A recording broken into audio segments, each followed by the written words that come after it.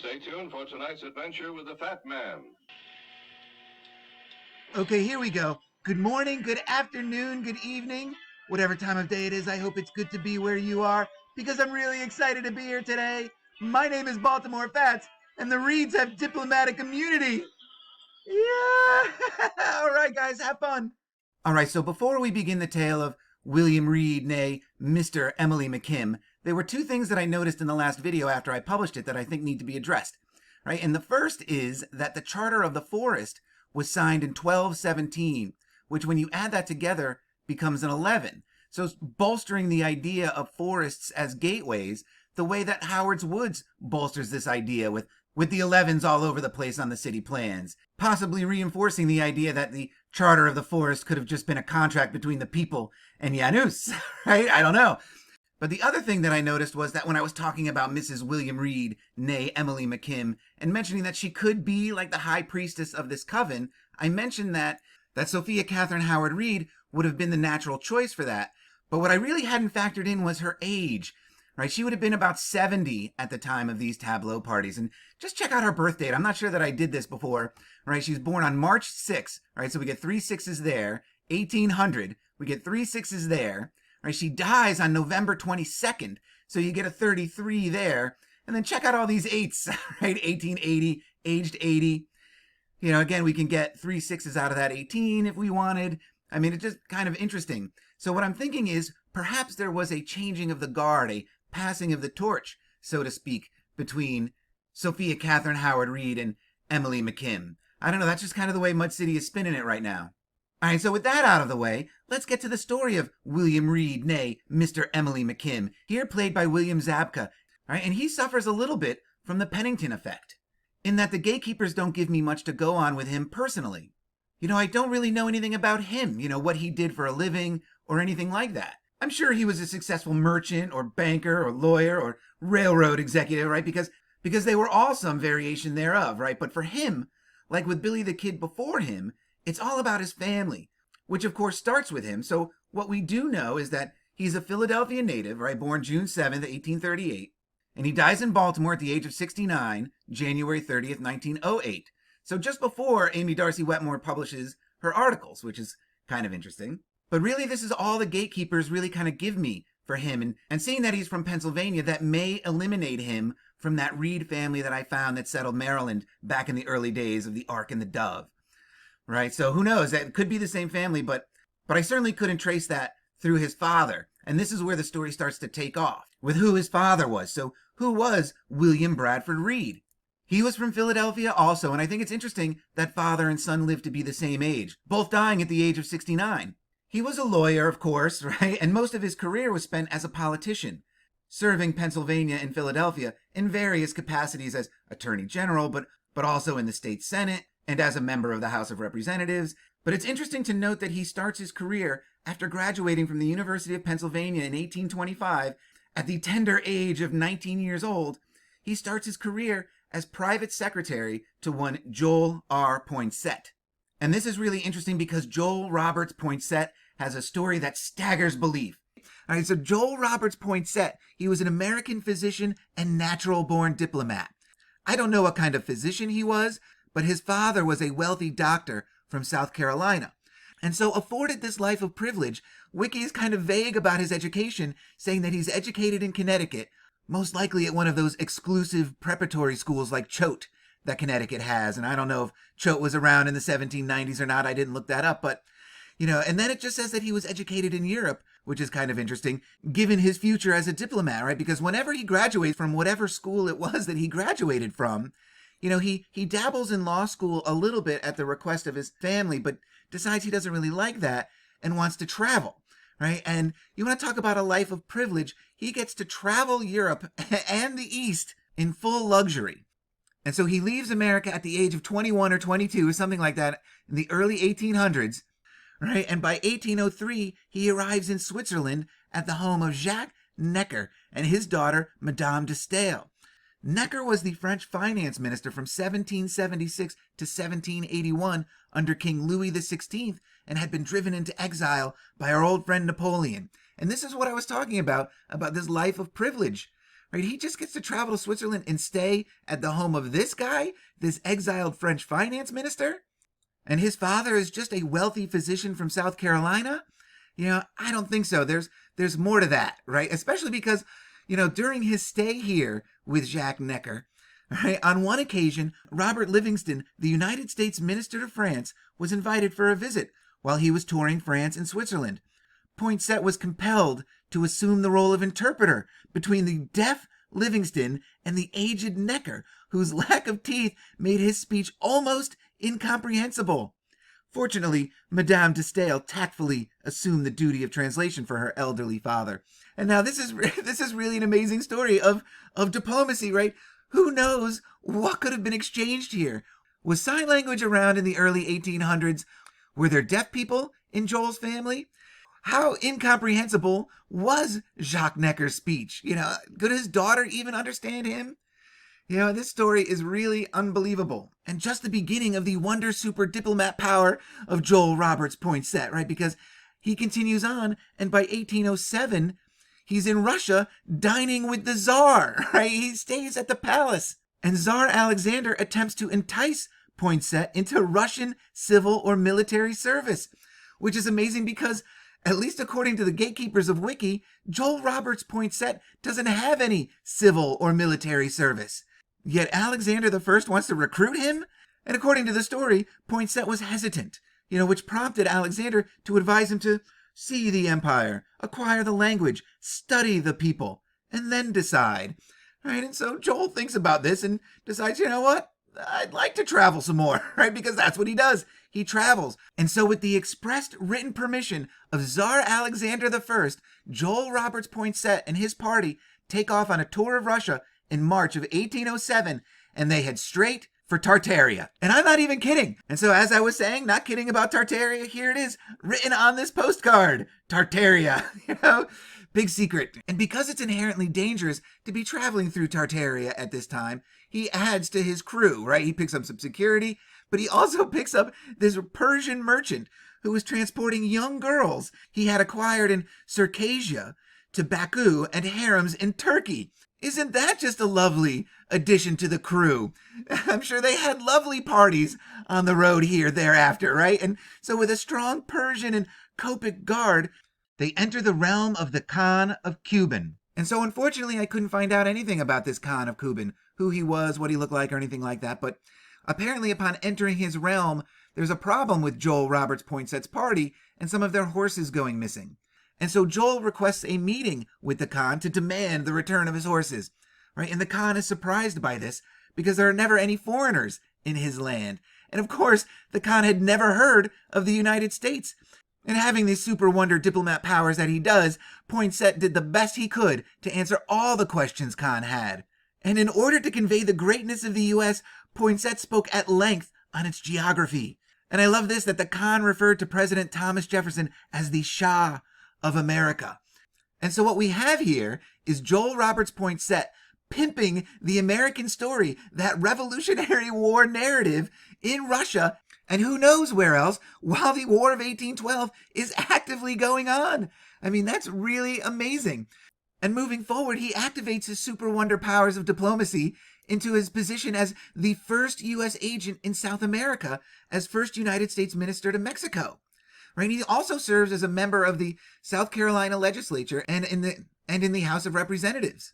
And it's during this time as the first U.S. agent in South America that Willie B. Reed becomes his personal secretary, again at the tender young age of 19 years old. And Joel's not done yet, right? After his diplomacy in South America, right, he parlays that into becoming the 15th United States Secretary of War, holding office from March 7th, 1837 to March 4th, 1841, under President Martin Van Buren. And his appointment as Secretary of War is rather interesting because, again, he has no military background to speak of, at least none on the surface, right? And so not only does he travel the world and have all these super wonder diplomat powers, not only is he Secretary of War, right, he is also the co-founder of the National Institute for the Promotion of Science and the Useful Arts. And I love this because it suggests that there are unuseful arts. I wonder what the unuseful arts are, which is a predecessor of the Smithsonian Institution. And we've talked about the importance of museums in spreading the false narrative. And now this is really interesting because you know who was a corresponding member of the National Institute for the Promotion of Science and the Useful Arts? That's right.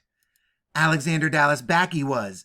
And so you know these two men had a close relationship, not only through this institute, but also through the military, right? As Secretary of War and as someone who comes out of the U.S. Army Corps of Engineers. And so now really amazing that I can tie Alexander Dallas Backy in with all of this, right? And with Willie B. Reed being the protege of Joel Poinsett, some of this diplomacy rubs off on Willie B. here. Because this is absolutely incredible. Willie B., our William Reed Nee, Mr. Emily McKim's father, he becomes Minister Plenipotentiary to China in 1857, same year that the Peabody Institute is founded. And it's amazing that he's preceded by none other than Peter Parker. Not your friendly neighborhood Spider-Man, right? You think his spider sense is tingling over this story? I think so. And so as Minister Plenipotentiary to China, what he's doing there is that he's negotiating the Treaty of Tenston on behalf of the United States. And so as Minister Plenipotentiary to China, he has carte blanche negotiation power on behalf of the United States. He does not have to report back to anybody in the U.S. while negotiating this treaty. And so what this treaty does, this Tenston Treaty, it's an agreement between the Qing dynasty of China, the Russian Empire, the Second French Empire, the United Kingdom, and the United States. And essentially what it does is it opens Chinese ports to foreign trade, permitting foreign legations in the Chinese capital of Beijing, right? It allows for Christian missionary activity, and it effectively legalized the import of opium, essentially putting an end to the opium wars, I guess. And this is really amazing because not only is it the origins of the opioid crisis as we know it today, it's responsible for those who push them, Pfizer. But it also opens up the door for Paul Linebarger Sr. to sneak in there some 40 years later and become the legal advisor to Sun Yat-sen, the first president of the Chinese Republic. And for his son, whom he has presidential hopes for, to become Minister of Psychological Warfare for the CIA. It's just really incredible to me that I can string this back to William Reed, named Mr. Emily McKim's dad, Willie B.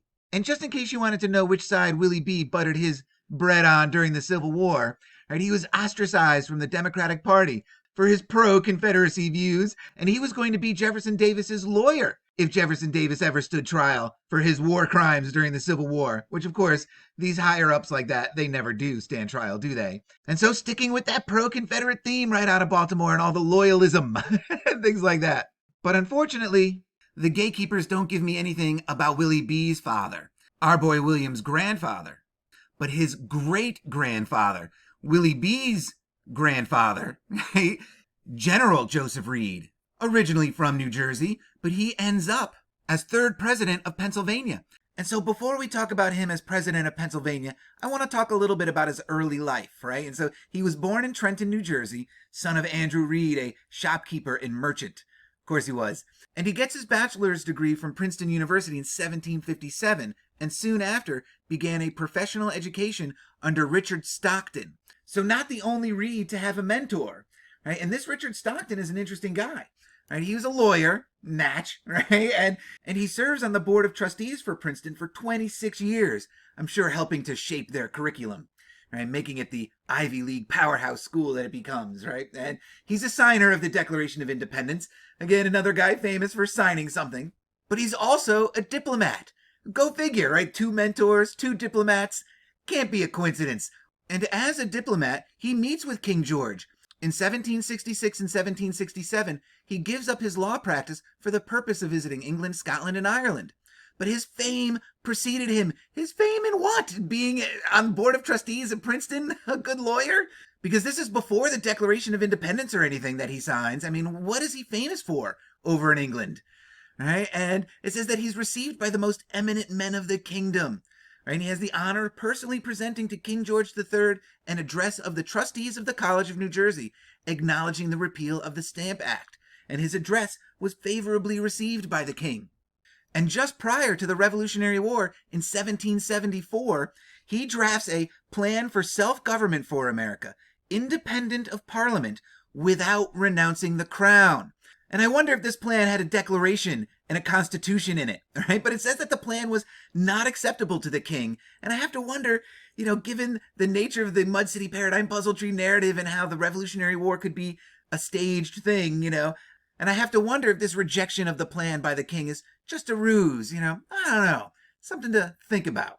But the most incredible part about Richard Stockton may be where he went to school as a young child. He attended Samuel Finley's Academy at Nottingham, which later became West Nottingham Academy, and it's still in existence today. It claims to be the oldest boarding school in the United States and has the oldest founding date of any school still in operation, right? And it's a college preparatory school. And this academy is located in a town called Cholera. It's in Cholera, Cecil County, Maryland, and Cecil County named after the second Baron Baltimore. But I just think it's really amazing, this Nottingham-Sherwood tie that keeps lacing its way into the Mud City Paradigm Puzzle Tree. And that this Richard Stockton, who went to school there, goes on to become the mentor for Joseph Reed. And so now we're going to get back into his term as third president of Pennsylvania. And he serves in this capacity right at the tail end of the Revolutionary War. So, a pretty important office to hold, I would think, during that time. He's also a signer of the Articles of Confederation, the predecessor of the Constitution. And here we have again more ancestors being important because they could sign their name, right? But only this time on the Reed side. He seems to be a very important guy, one of these founding fathers that is buried in the myth-making of Washington and Jefferson and Ben Franklin and a few of those other guys, right? And that's just the way those families like it, I'm sure. Because not only is he involved in politics in the Continental Congress, he was a general too, and he serves under George Washington. G-Dubs begs him to quit being an office-sitting lawyer and to dodge bullets with him instead, right? I'm sure Emily Reed, née McKim, with her great genius in performing, had a blast regaling the exposition goers with the tale of her husband's great-great-grandfather. She probably had his watch engraved by Washington himself to back up her story. I just made that up. I'm sure she did. I'm sure she told these stories with great aplomb, right? And I'm sure she loved to tell the story of how Joseph Reed was G-Dub's secretary and aide-de-camp. And if this title sounds familiar to you, that's because G-Dubs had another aide-de-camp, a man you may or may not remember, Tench Tillman. Now, I don't know how many aides-de-camp G-Dubs had, but Tillman was the brother of none other than Margaret Tillman Carroll, the marrow-sucking barrister's wife. And I'm sure she loved slurping the marrow. She slurped it but good. Especially at that marrow slurp fest that was King George III's wedding, right? She probably had to bring this dress to the dry cleaner afterwards, right? But it's incredible that her brother, right, would be G-Dub's right-hand man, which makes me wonder which way the information could have been traveling, especially when G-Dub's left-hand man looks to have been Joseph Reed.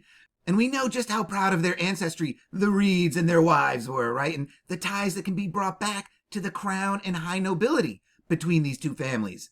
And it's not a good look for G-Dubs. Seems to be his house could be filled with spies, right?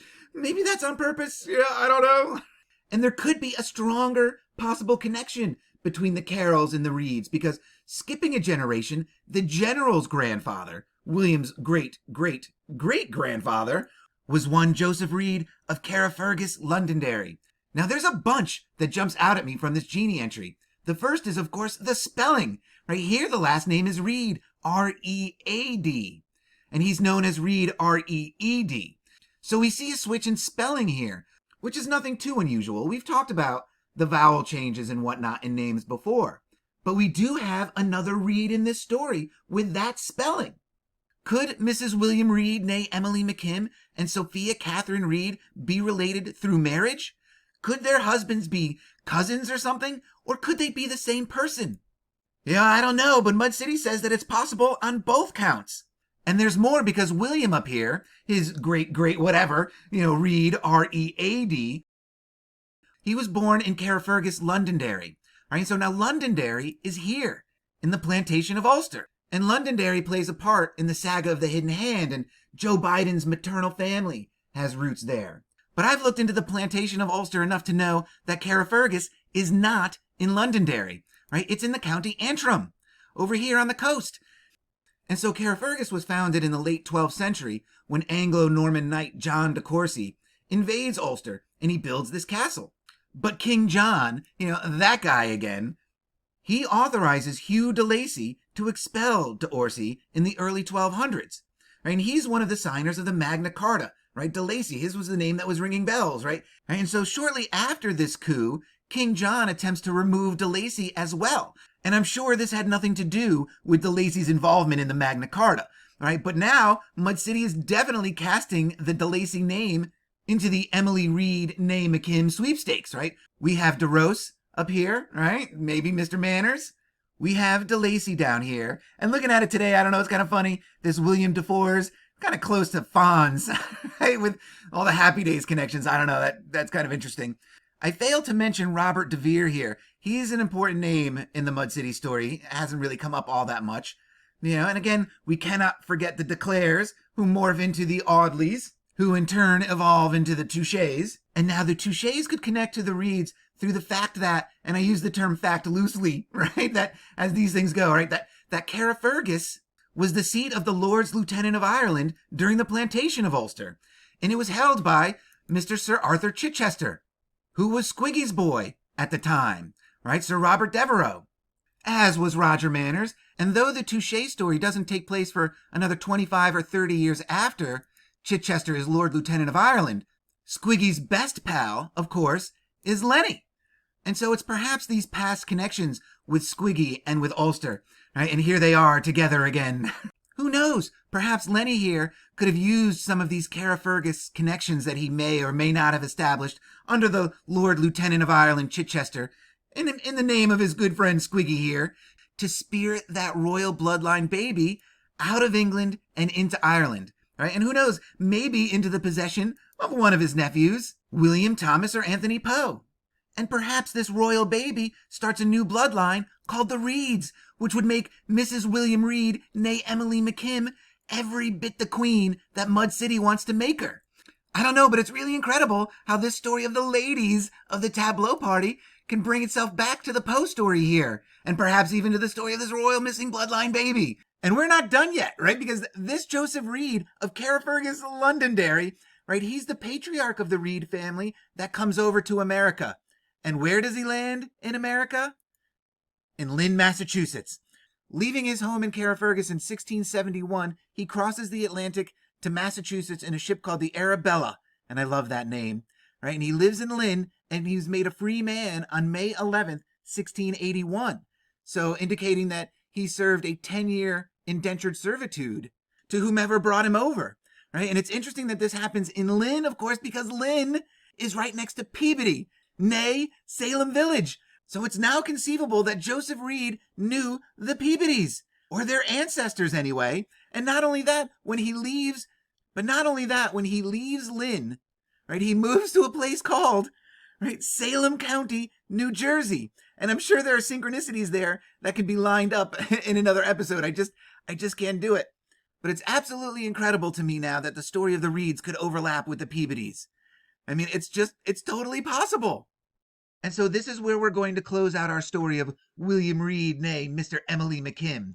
But we have a lot more to go. We still have to unpack the McKims. And there's an awful lot to unpack there. So I think I'm going to take a little spring break. And when I come back, we'll close out the story of the tableau parties in style, right? And so remember, guys, just because you don't know the truth doesn't mean you can't have fun with the lies, right? And so until the next one, cheers.